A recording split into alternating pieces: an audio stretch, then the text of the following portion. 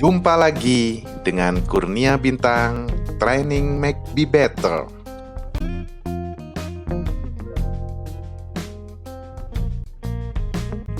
Basic interpersonal skill untuk satpam.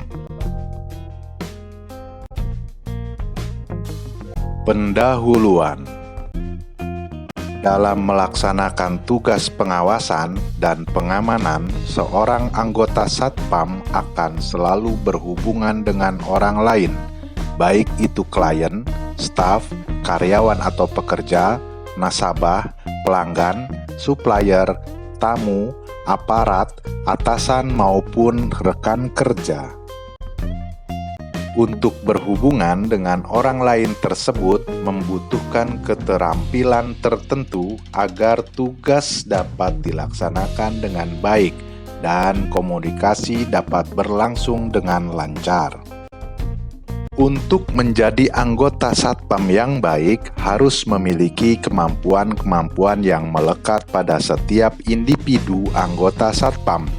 Keterampilan tersebut adalah hard skill dan soft skill.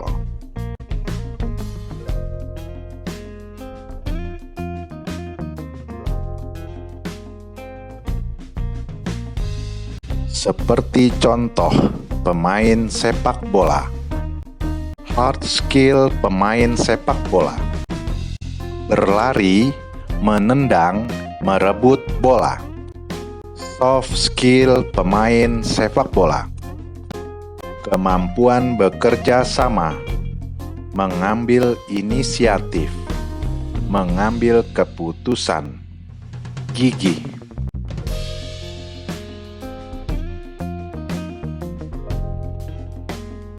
Hard skill versus soft skill. Hard skill yaitu penguasaan ilmu pengetahuan, teknologi, dan keterampilan teknis yang berhubungan dengan bidang ilmunya. Contoh, insinyur mesin seharusnya menguasai ilmu teknik permesinan. Dokter harus mumpuni bidang ilmu kedokteran. Pemain sepak bola mempunyai keterampilan teknik menggiring bola. Soft skill yaitu keterampilan dalam mengatur diri sendiri atau intrapersonal skill dan keterampilan seseorang dalam berhubungan dengan orang lain atau interpersonal skill sehingga mampu mengembangkan unjuk kerja secara maksimal. Contoh, intrapersonal skill meliputi percaya diri, penilaian diri, kesadaran emosi, proaktif.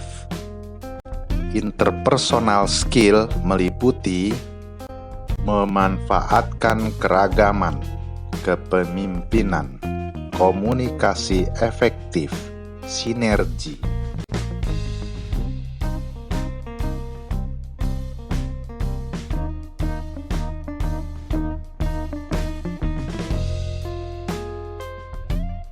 Pengertian interpersonal skill. Inter diterjemahkan ke dalam bahasa Indonesia adalah antar. Personal adalah pribadi, sedangkan skill adalah keterampilan-keterampilan. Definisi dari interpersonal skill dalam hubungannya dengan tugas pengamanan anggota satpam adalah keterampilan-keterampilan yang harus dimiliki oleh seorang satpam untuk berkomunikasi, berinteraksi, membangun, dan menjaga hubungan dengan orang lain dalam berbagai keadaan dan situasi.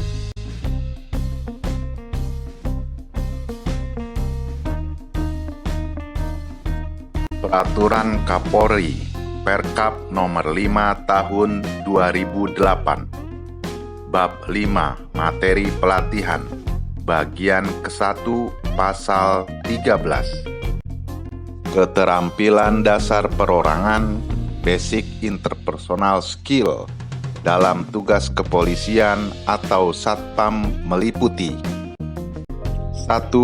Mengamati atau observing skill. 2. Menggambarkan atau menjelaskan, describing skill. 3. Mendengarkan, listening skill. 4. Bertanya, questioning skill. 5. Meringkas, summarizing skill. 6. Umpan balik, feedback.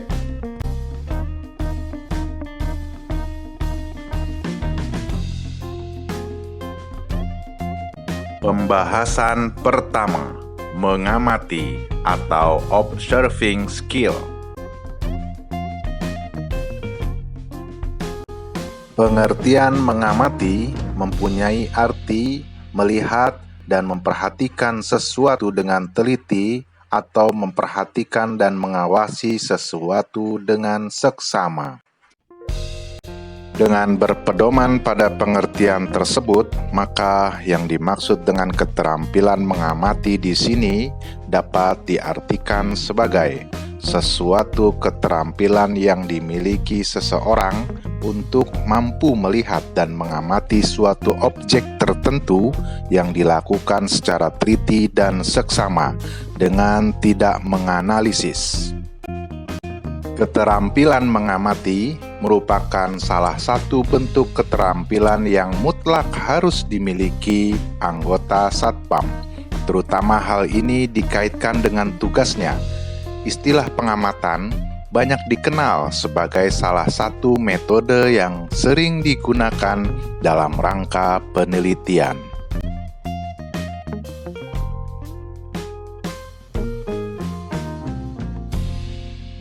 Beberapa faktor yang mempengaruhi hasil suatu pengamatan. 1. Lama atau panjangnya waktu dari setiap pengamatan. 2. Keadaan tentang si pengamat sendiri. 3. Perumusan tentang kegiatan-kegiatan atau unit-unit tingkah laku yang spesifik atau khas yang diamati.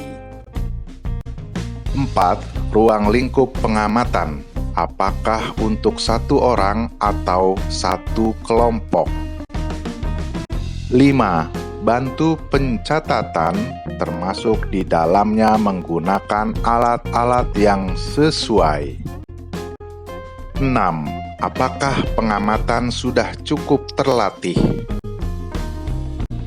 7. Interpretasi hasil-hasil pengamatan.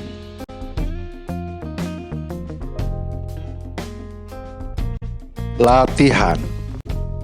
Yang pertama, melihat dari hal-hal umum kepada hal-hal yang khusus, menyimpan fakta-fakta yang dilihat ke dalam dan di dalam ingatannya, dan menyebutkan kembali secara benar apa yang telah diamatinya.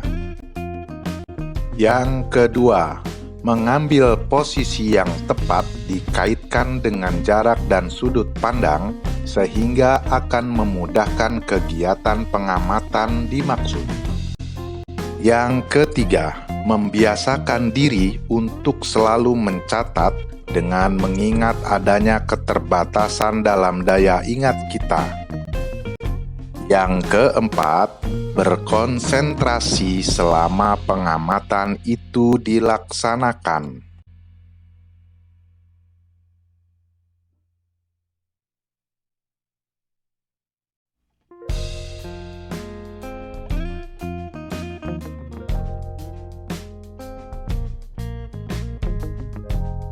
Pembahasan kedua, menggambarkan atau menjelaskan, describing skill.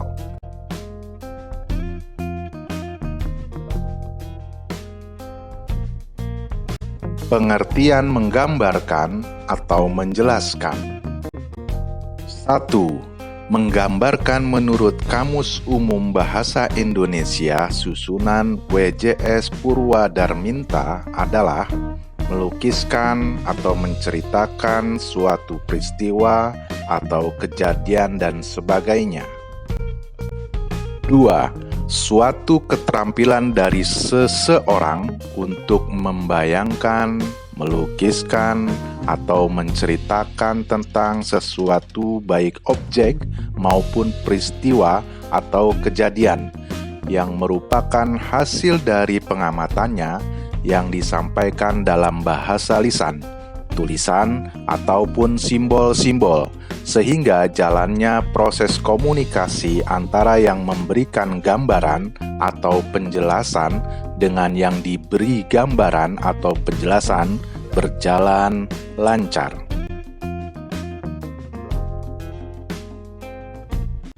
Latihan.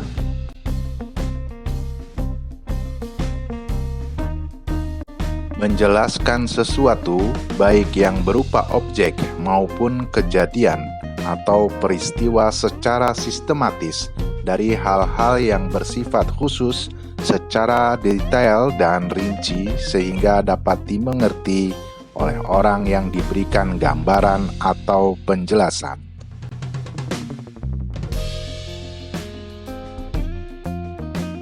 Menyampaikan penjelasan melalui pembicaraan yang jelas, dalam arti menggunakan bahasa yang dapat dimengerti oleh orang yang diberikan gambaran atau penjelasan. Berbicara yang jelas, selain dapat dimengerti, juga termasuk di dalamnya dengan memperhatikan intonasi dan penekanan-penekanan pada bagian-bagian tertentu. Kalau perlu, dengan memanfaatkan dan melakukan gerakan-gerakan tubuh dan mimik muka untuk lebih menjelaskan gambarannya.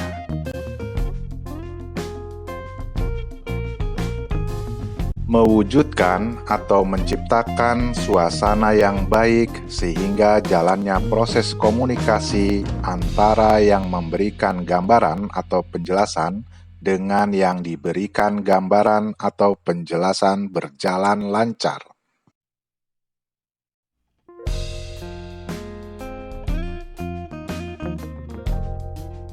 Hal-hal yang perlu mendapat perhatian dalam menjelaskan atau menggambarkan.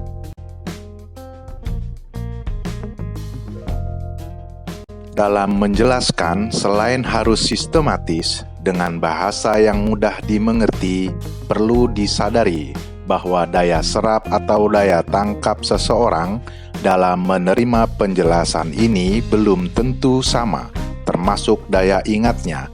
Untuk itu, agar memudahkan pemahaman terhadap yang digambarkan, dapat menggunakan alat bantu. Sebelum menjelaskan, perlu adanya persamaan persepsi terlebih dahulu tentang bahasa, kalimat, ataupun simbol-simbol yang akan disampaikan. Perlu disadari bahwa dalam mengikuti penjelasan, seseorang memerlukan konsentrasi yang baik dan penuh dari kedua belah pihak, sehingga penjelasan tersebut jelas dan dimengerti oleh seseorang yang diberikan penjelasan. Diperlukan adanya suatu tindakan ataupun langkah yang diambil guna menarik perhatian dari orang yang diberikan penjelasan.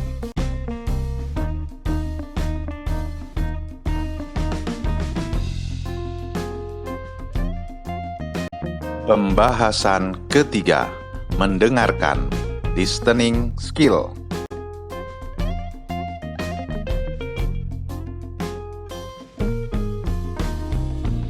Pengertian keterampilan mendengarkan. Menangkap suara atau bunyi dengan telinga. Suatu keterampilan yang dimiliki oleh seseorang untuk menangkap atau menyerap suara atau bunyi dengan menggunakan indera telinga secara teliti dan cermat, sehingga mampu menyampaikannya secara benar.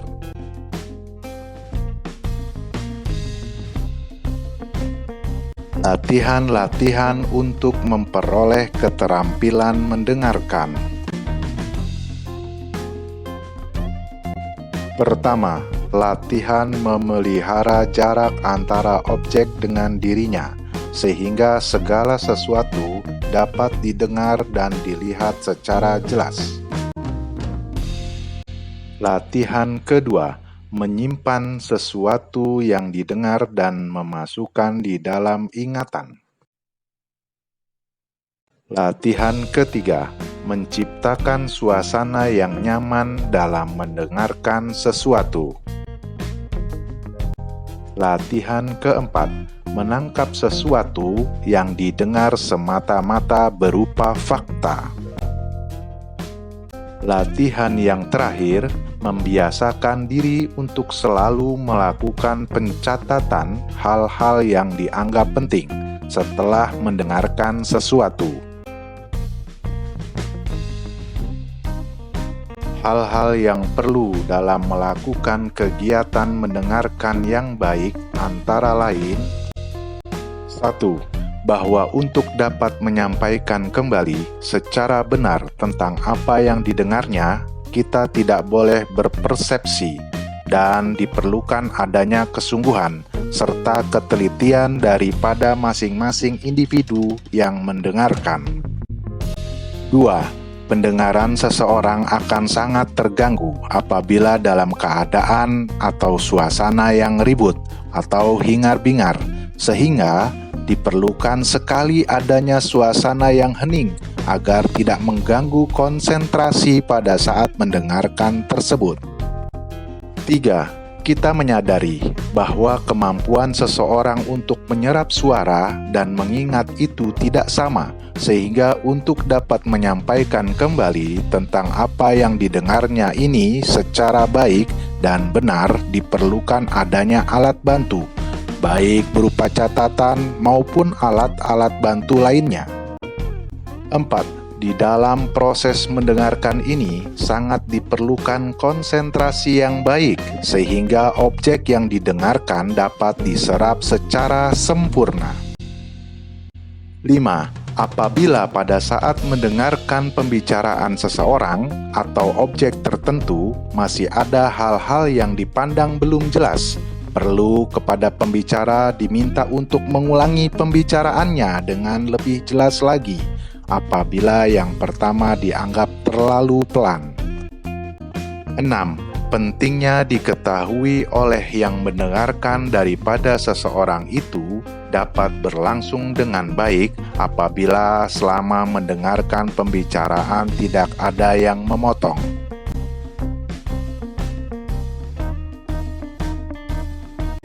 Pembahasan keempat, bertanya, questioning skill.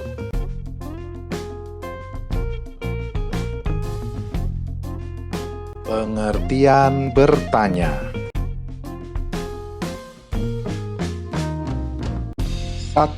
Meminta keterangan atau penjelasan dan sebagainya, atau meminta supaya diberitahu. 2.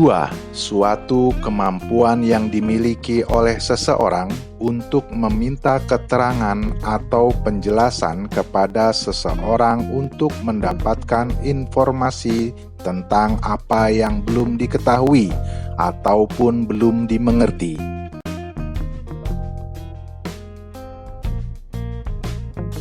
Unsur-unsur pertanyaan.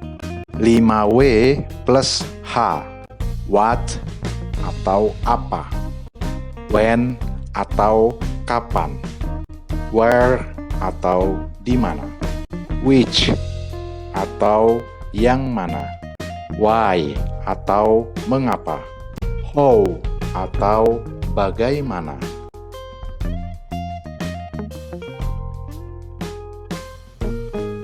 Enam jenis pertanyaan sebagai berikut.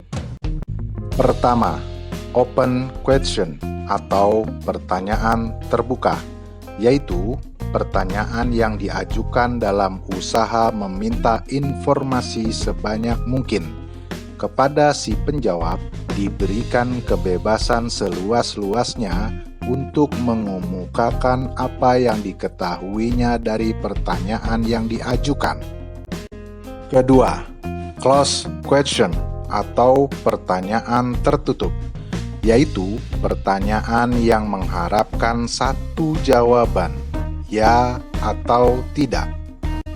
Ketiga, multiple question atau pertanyaan berurutan, yaitu pertanyaan yang diajukan secara bertubi-tubi dengan tidak menunggu jawaban dari pertanyaan terdahulu.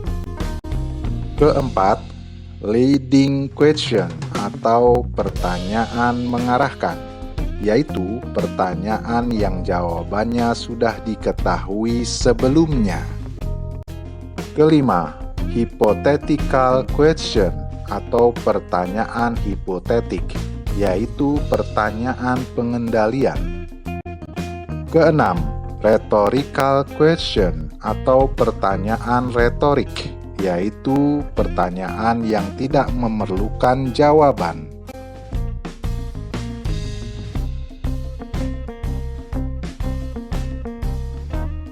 Pembahasan kelima, meringkas, summarizing skill.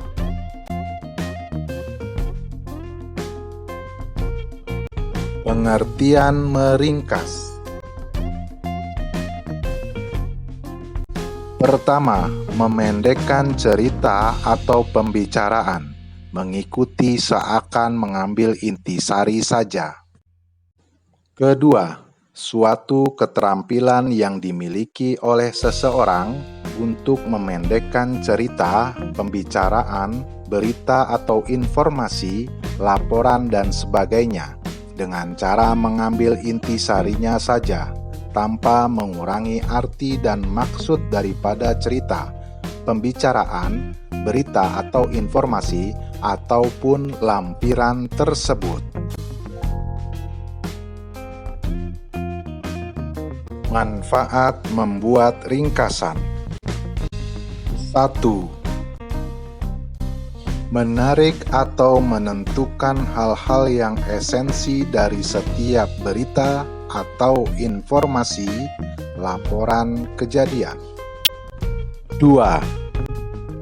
Mengemukakan hasil yang diringkasnya, baik secara tertulis maupun lisan, dengan bahasa yang mudah dimengerti orang lain.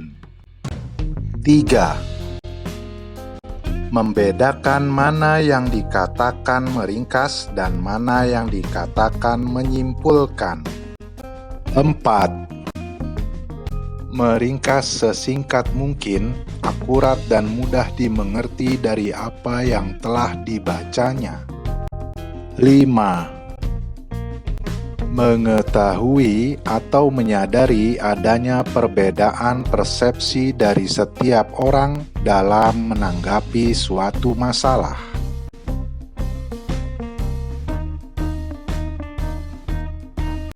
Pembahasan keenam, umpan balik, feedback.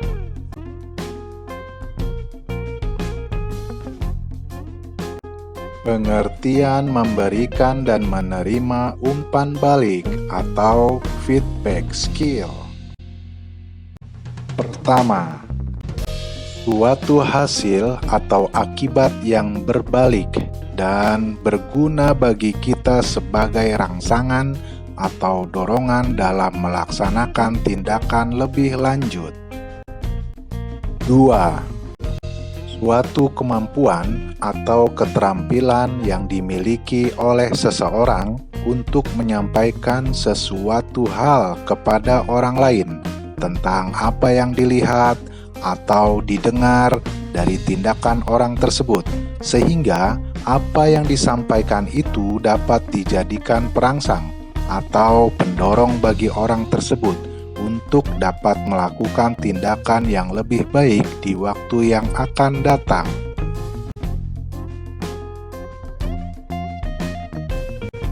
Tujuan memberikan dan menerima umpan balik. 1.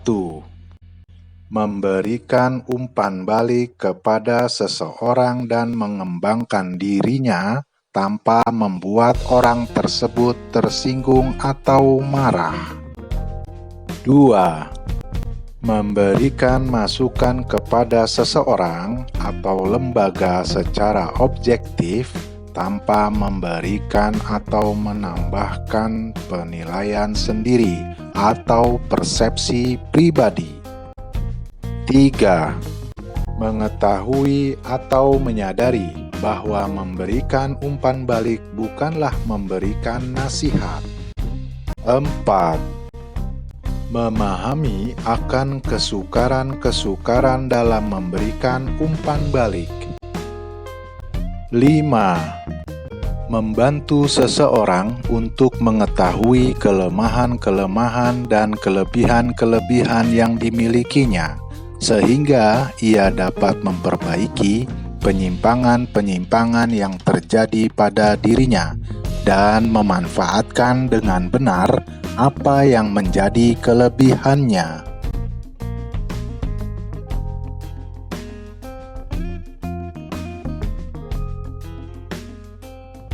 Terima kasih dan sampai jumpa.